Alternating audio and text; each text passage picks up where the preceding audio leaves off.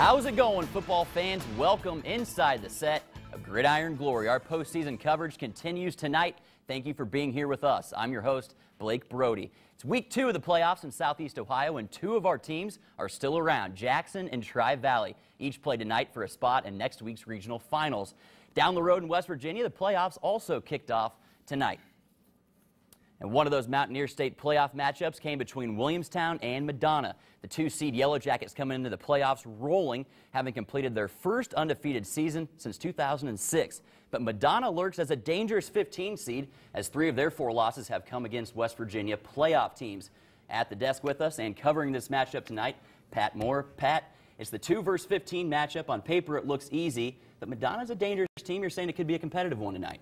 I mean, the regular season is one thing, Blake, but the playoffs, on the other hand, it's a whole different monster. When each game could be your last, records, stats, all toss out the window. It's a completely different atmosphere. Tonight, the rematch of the 2008 Class Single A championship game.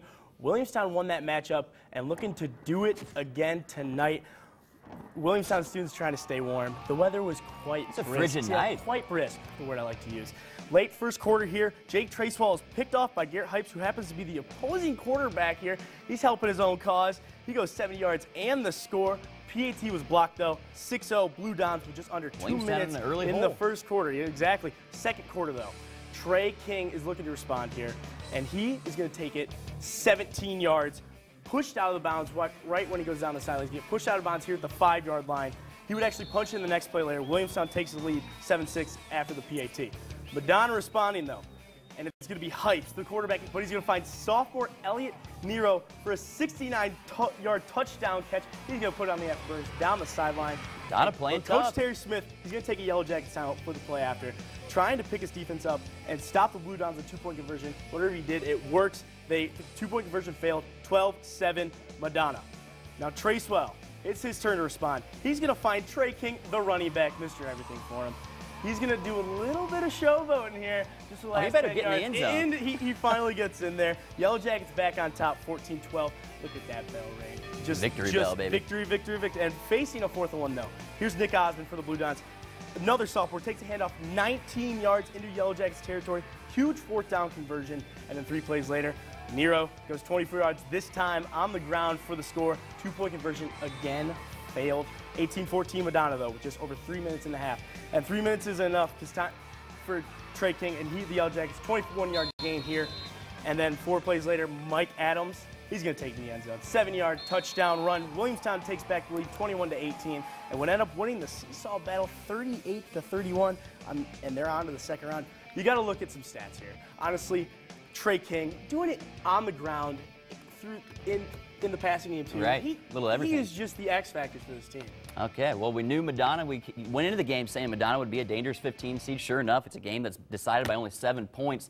Williamstown gives up 31 points tonight, but their offense comes through with 38. You got to look at it. I mean, Trey King, bless his heart, because that defense, 31 points to a 15 seed. I know playoffs and everything, but that can't happen. And Jake Tracewell, 2 of 13.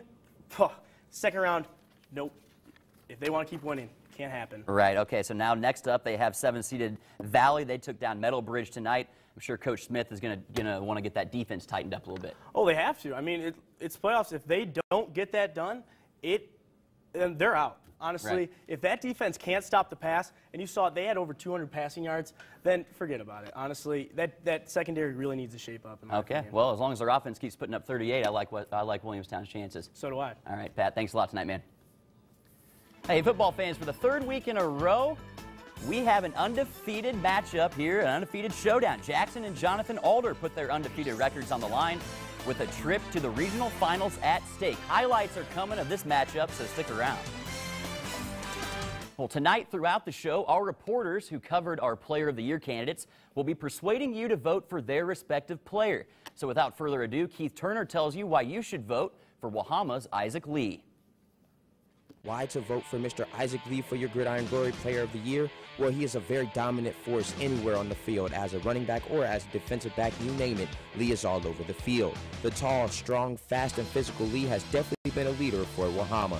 The senior averages over 9 yards a carry with 483 yards on the year. Not impressed yet, well, he still also leads the team in receptions with 16 catches for 502 yards, averaging a whopping 31.3 yards per catch and 5 touchdowns.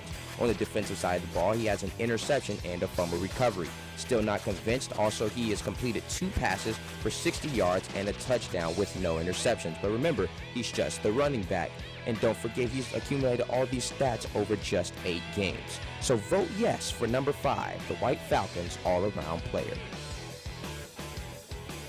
Well, Isaac Lee and the White Falcons wrapped up their second straight undefeated regular season last week. Now tomorrow they embark on what they hope to be a second straight state playoff run. Their round 1 matchup comes against 14-seeded Pocahontas. Now at this game tomorrow night for us, covering WOUB all season long, Nick Hurst, this man right here. Nick, WOUB, they're coming in against Pocahontas. What can they expect in that matchup tomorrow night? Well, maybe the true question for them is, can they paint with all the colors of the wind? Had a Disney reference? Yeah, I had to make a Disney reference there. But the big question is, can they stop the run? They've done it all season. They have one of the best run defenses out there. Opponents are only averaging 50 yards a game on their rush defense, and they also haven't allowed points in the first half. Here's another fun stat for you. They've allowed 0 points in the first quarter, and then in the first half, they've only allowed a total of 14 points. So they're always playing ahead. So if Pocahontas County wants to come out on top in this game, they might have to score early on and keep those points going and play a good defense against them. Much easier said than done against a good WOUB team. But WOUB, they're kind of battling injuries right now. Do you think that will affect the outcome tomorrow night? It could. I mean, WOUB has had the advantage of having good depth on their team. They have 18 seniors on this roster, so when players are going down, the seniors are taking the position. So they can't allow any more injuries. Coach Cromley told me before we went on, he's just talked about if they get another injury, that could be seriously detrimental to their chances of advancing in the playoffs. Okay, well, I'll ask you real quick. Do you think they'll win tomorrow night? And if so, how far can WOUB take this thing? I think they can win this game, and if they keep going, I think the only hurdle they'll have is Williamstown, and Williamstown played a tight game against Madonna, a team WOUB beat 33-0 earlier this season. So Williamstown will be their only, I think, real hurdle going into the stretch of the playoffs if they can get that far. All right. Well, hey, that's Nick Hurst. We'll see you tomorrow night. You can find a recap of WOUB's matchup with Pocahontas County and all the playoff games we cover on our webpage at WOUB.org. The best coverage of your favorite teams and leagues. You won't find a better source. And while you're on the web, we encourage all the social interaction we can get. For score alerts on Friday and Saturday nights, follow us on Twitter. Also, like us on Facebook and keep those Player of the Year comments coming on our page. All we ask is that you stay respectful toward all the candidates involved. Well, can you guess which of our Player of the Year candidates can boast an over 10-yard per carry average per rush attempt? One clue, his last name rhymes with couch. But as Pat Chiesa will tell you, this guy, no couch potato. Here's why you should vote for Mitchell Fouch. Mitchell Fouch is a running back and defensive back for the Sheridan Generals. Why should you write his name down on your Player of the Year ballot? I'll tell you. Fouch's first carry of the season was good for 58 yards. From there, he was off and running. Fouch rushed for 1,483 yards on 142 carries in 10 regular season games. When Fouch touched the ball, he averaged a first down and then some. Not impressed yet? Well, what if I told you he accounted for 20 total touchdowns this season? Believe it. 18 rushing touchdowns, a kick return touchdown, and a fumble return for a touchdown. The kid averaged 2 touchdowns per game. He was the backbone of a Sheridan team that amassed 373 regular season points on the way to yet another playoff berth. Vote Mitchell Fouch for 2011 Gridiron Glory Player of the Year. You won't regret your decision. Last year's first-round playoff game between Tri-Valley and New Albany was an instant classic. Double overtime, back and forth, and an incredible touchdown to win the game for the Scotties. Tonight's rematch comes in the second round, and with the regional finals at stake. It's 3-seeded New Albany and 2-seeded Tri-Valley.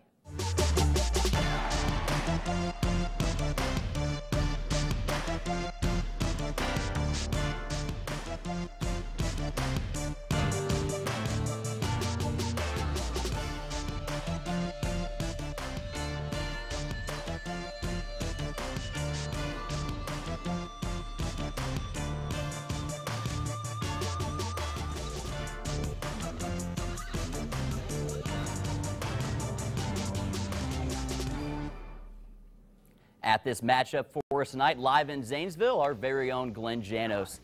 Glenn, it's already been an awesome season for Tri-Valley, but a win tonight, and they'd advance to the regional finals for the first time in school history. Yeah, that's right, Blake. The Scotties have been in the regional semifinals 2 times before this, but their rematch tonight against the Eagles will be their 3rd attempt at advancing to the regional finals. And you know what they say, 3rd time's a charm, and the Scotties are hoping to keep it that way because the Eagles are going to be looking for revenge in Gahanna Lincoln. And starting off for the Eagles, Zach Tomey, he's their quarterback, but he's going to run 33 yards into Tri-Valley territory. He makes a couple of moves, and a few plays later, Tomey, he will toss this ball up into the end zone. Kevin Collins brings it in, and New Albany is up 7-0 early on. Well, it's Nathan Strock's turn, and he will loosen up the cannon, bombs it to Matt Amicone, a 59-yard reception. Won't score, but he gets inside the 5-yard line, and 2 plays later, Austin Jones, he's just going to walk on in. He had 300 yards last week, not as much this week, but hey, the touchdown's what matters. It's a tie game, 7-7. After a 3-and-out by New Albany, Austin Jones going to carry the ball and defenders into the end zone. They go up 14-7 in the second quarter. The fans are all jacked up on Mountain Dew because after stopping New Albany again, Nathan Strock will go to Matt Amicone one more time, this one for 28 yards.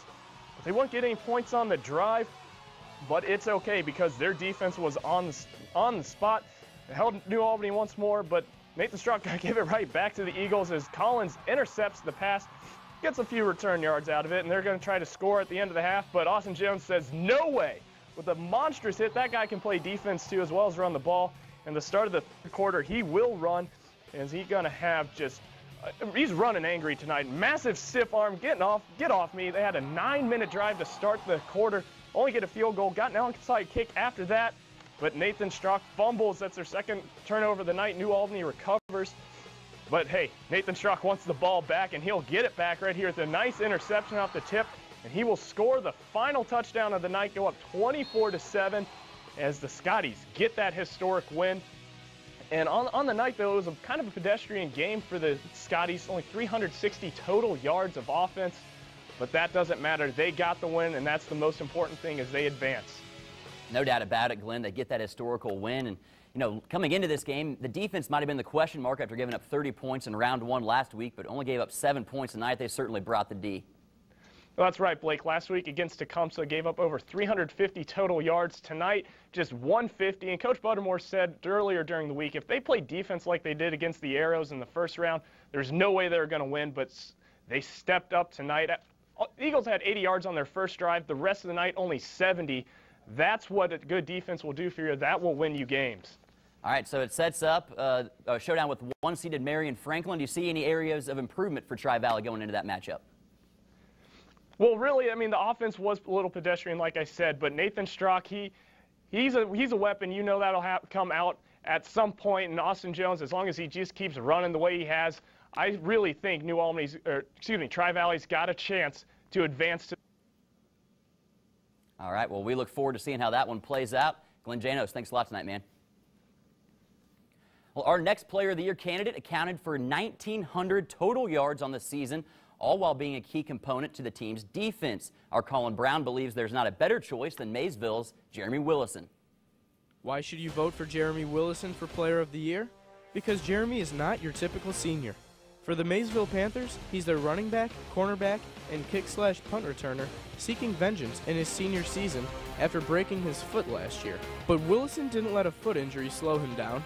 Instead, he worked harder than ever so that he would be on the field for his team come senior year. In his senior season, he averaged just shy of 200 total yards per game and reached the end zone twice per contest. With his blazing speed, Jeremy was the backbone of Maysville's offense. They handed him the ball over 200 times and watched him run for 1,325 yards. Vote for him for Player of the Year and watch him run away with the title. Football fans, we're down to just one more show after tonight, but you don't want to miss it. Our 1-hour finale show. We'll recap the year that was around our conferences. We'll highlight not only our top plays of the year, but our top hits of the year as well. We'll also crown a Coach of the Year, and of course, our 2011 Player of the Year will be revealed. So be sure and tune in next week for the finale. Same time, same place. Well, down those West Virginia country roads, another playoff battle went down between Parkersburg and Huntington. It's the old 8 versus 9 game in the Class AAA playoff bracket. Also, a rematch of a Week 4 game that saw the Big Reds lose 27-17. But Don Reed's club is finally back to full strength and ready to make a run at this. At the desk for us, Katie Daup, West Virginia reporter. Katie, Parkersburg battling the injury bug all year. They finally fielded a team tonight that resembled the team they came into the season with. They did, and you know, at their worst this season, they were down 18 players, and tonight they were only missing senior Chad Collins. But even with everyone back, that didn't make much of a difference on the gridiron tonight. Like you said, Blake, Week 1 of West Virginia playoffs, number 9 seed Parkersburg at the Highlanders Bob Sing Stadium to start it off in the first. Skylar Terrell grabs a nice pack from QB Alex Ash, but the Big Reds couldn't get it into the end zone just yet. The defense on both sides really didn't do much in the first quarter. Number 3 Elijah King for Huntington was able to get out of the Big Reds' grasp and gain 22 yards for the Highlanders. We'll be seeing more of him. Oh yeah, set him up for a TD. It wasn't him this time, it was by sophomore fullback number 11 Peyton Christensen.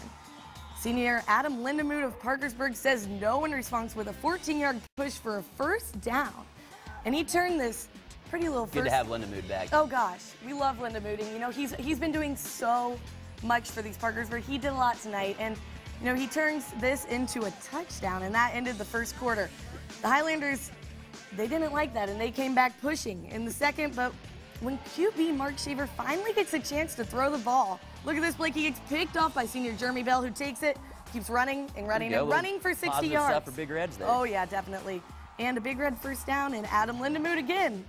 He takes advantage of this position, and he turns this into another touchdown, his second touchdown of the game. Came out of nowhere. Oh, he came out, definitely. You know, put the score at 14-7. Lindemuth ran for a total of 21 times for 114 yards. Huntington turns around a few minutes later, and Rashawn Page gets the second TD for the Highlanders. They just kept going back and forth, back and forth. Parkersburg couldn't get anywhere, and on their next possession. There's Elijah King. Yep, Elijah King again. He takes it in for another touchdown. He had 2 TDs for the game and ran for over 90 yards. At half, the game was 20-14, but Huntington ran away with it in the second half, eventually crushing Parkersburg 56-20. So sad. A rough one tonight for Parkersburg. Their second straight first-round playoff exit. What happened out there tonight? You know, I mean, when you looked at the stats, Lindemuth was the only person I really saw doing anything. He only did. He's the only one. Yeah. The Parkersburg defense was not there. They didn't show up. They didn't show up at all. Lindemuth, like I said, he was the only one out there. And it was sad, you know, especially with a team full of seniors. So this was their most lopsided loss of the season. Certainly they won't go into the offseason with a good taste in their mouth. But Katie Daup, thanks a lot for your coverage tonight. Thanks. Well, whether it was running the football, catching the football, or even throwing the football sometimes, our next Player of the Year candidate wore many hats for his team's offense. It's that versatility that has Justin Sampson thinking you should vote for Devon Sharp. Devon Sharp. Electricity personified. The versatile back is a quadruple threat on the gridiron as a dangerous runner, receiver, passer, and returner. Even serving as the team's kicker through Week 8. Sharp lit up New Basil Rudder Field and all opponents this season to the tune of over 1,600 all-purpose yards and 24 scores. He anchored a powerful Bulldog offense that averaged nearly 35 points per ball game. 3-year starter. 2-time Player of the Year finalist, 1 unforgettable career. Athens running back, Devon Sharp. Now the 2011 season officially over in the TVC Ohio after Athens and Nelsonville York's round 1 exit last week. But a season-long race toward a game of the century showdown kept everybody following on the edge of their seats. Certainly following all the action for us, Mark Pierce and Justin Sampson right over there. Guys, this was a fun race to cover at the top half of this conference, but even all the way almost down to the bottom, this was a fun conference to cover. Right, and we're going to start right at the bottom with the Benton County Vikings. They end the season 1-9, only scored 21 points in TVC Ohio play all season. That's not going to get it done in the TVC Ohio. Yeah, absolutely not. They were the punching bag for the conference all season long. Got shut out in 3 of those conference games. A heck of a learning curve in Justy Burleson's first year as head coach. But you know what? They can only go up from there. Absolutely. Now let's move over to Wellston, who really had a pretty good start to the season, but Jalen Prater gets hurt, and it's really downhill from there. Yeah, Wellston pulled off that first game where those 3 squads in the middle just kind of beat up on each other. They pulled off the 27-14 upset over Alexander, but then Prater goes down as Wellston's riding high, and that really killed them as they had to throw in the freshman QB in there against Athens. They get romped by the Bulldogs, kind of upends their TVC Ohio hopes. Moving on to Meigs, the second team in this trio. The Marauders were really the dark horse throughout the course of the season. At one point, they were 4-1, and we thought they could push for TVC Ohio contention, but really the big three just ended up being too much. Yeah, but Jeffrey Roush in the backfield, he was really the catalyst for this Megs squad all year season long, rushing for over 800 yards on the year. But once they face those top two teams in the Buckeyes and Bulldogs, just a little too much talent on the other side of the field. All right, and the final team we haven't mentioned yet, the Alexander Spartans. Now, the Spartans, we thought at the beginning of the year, had what it takes to win the TVC Ohio, but late in the season, they go on a 3-game skid, and it really puts them out of contention. It really does. They really weren't able to recover from that Wellston loss, and you know what? It really kind of killed them in that latter part of the season, as the Buckeyes and Bulldogs just proved to be too much, and Alexander, they were not going into the postseason. Absolutely. Well, the two teams we haven't mentioned yet, the Nelsonville York Buckeyes and the Athens Bulldogs, we can't spoil it all in 1 week, so let's tune in next week to figure out what we're going to say about their TVC Ohio recap. All right, these two guys had a lot of fun covering the TVC Ohio for us, so they got to stop cold turkey with everybody down in the conference. But guys, hang in there. We'll see you guys next week. Thanks a lot tonight. Well, we can't wrap up a TVC Ohio chat without bragging over our next Player of the Year candidate. How does nearly 2,000 all-purpose yards and 29 touchdowns sound? Our Frank Bum believes it sounds like Dustin Young's our Player of the Year. Dustin Young is everything you want in a running back. Strong, quick, elusive, vision to see the hole, and the explosiveness to hit it and take the rock to the house. A 1,200-yard rusher last season, Young came into this season with sky-high expectations and then proceeded to make those expectations look childish. Young showed up in the biggest of games in the Week 10 game of the century against Athens, scoring all 3 of the Buckeyes' touchdowns. Young was unquestionably the catalyst of a Buckeyes attack for their impressive 9-1 season. Young finished the season with 1,804 yards on 196 touches for an insane 9 yards per touch, with 29 of those touches going for scores. And that's 29 big reasons why he should be your Player of the Year.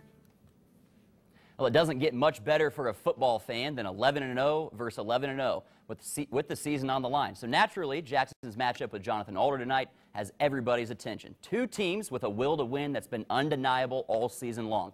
Jackson and Jonathan Alder, it's win or go home. You have a chance to do something that teams around here have done in years. What is your legacy?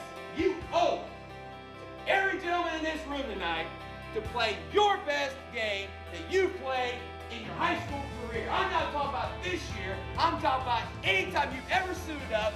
This is a night that you give everything you've got. You got that opportunity tonight to be legend. You'll be remembered forever. When you walk off this field tonight, can you look yourself in the mirror and say, I did everything I could have done to help the team win the game? At this mega matchup for us tonight, at the desk with us after extended coverage over inside set lane. Carter, it's good to have you on the desk with me tonight. Yeah, I've missed being here, Blake, to be completely honest. And, you know, it's easy to assume that this Columbus team would be able to physically dominate the Southeast Ohio team, but, you know, that just wasn't the case. These two teams were very evenly matched, and it was a battle in the trenches all night. Captains are exchanging their pleasantries early on, but let me assure you, this will not stay pleasant. Morgan Landman fumbles on the second play of the game. Tyler Parker takes it easy as 1-2-3 to the Jackson 5. And you know, you can't give Alder that opportunity because Derek Potts is going to take it in from the 1-7-0 Pioneers. However, next drive, Austin Osborne showing that return magic, making moves, doing Austin Osborne type things. He's a Player of the Year candidate. Well, yeah, he's pretty good. He takes it to the Alder 47. But his buddy Drew Irvin wants his turn, so, you know, he's going to give it to him. That's 20 yards, taking it all the way to the Alder 20, but there's a botched snap on the next play. It goes right over Osborne's head. Really hurts him, and the drive stalls, and once again, Alder's going to make him pay. How about a 60-yard pass from Nate Squires to Alex, the Mighty Mouse Randall? Beautiful throw. Beautiful throw, beautiful catch, beautiful run after 14-0 Pioneers. But you know what? Drew Irvin was a man possessed tonight. How about get off of me? Just a bulldozer. However, the drive stalls, and then a couple drives later, he fumbles the punt. Alder recovers, and once again, can't give Alder that because I'll tell you what, Squires is going to hit hit Cameron Megger for a 25-yard touchdown, some shoddy tackling by the Ironmen, and now it's 21-0 Alder, and the route is on. However, time running out in the first half, Jackson's driving. Osborne hits McNally to go inside the 5, and then Irvin punches it in with time expiring from 5 yards out. Now it's 21-7 at the half. These two seniors are trying to figure out how to turn it around, but they don't quite get it done. Fourth quarter, encroachment on 4th down extends the Pioneer drive. And then how about another encroachment penalty on 4th down on the same drive? There's something we haven't seen Jackson do all season. And what, can you not give it to Alder? Because Tyler Parker puts the nail in the coffin. It's 28-7 Alder. That's going to be your final. You know, Blake, they could just not expect to win playing this poorly, making this many mistakes. Well, we were talking when you came back from this game how Jackson actually had the advantage as far as stats go. They put up a lot of good numbers. It's amazing what turnovers can do that can just derail all the good things you did in the game. Well, how about some stats for you, Blake? They outgained Alder on the ground 207 to 181, ran 69 plays to Alder's 43, had 15 first downs compared to Alder's 11, but you know, the turnovers were everything. It was 2-0 turnovers, and that's the only stat that mattered tonight. All right, 2-0 turnovers and a Jonathan Alder win. Still a great season for Jackson this year. Thanks, Carter. We have one more Player of the Year candidate for you, and it's certainly last but not least. This player tortured defenses in the most important position on the field. Carter Rodriguez, who you just saw, thinks it's an easy choice. Vote for Austin Osborne.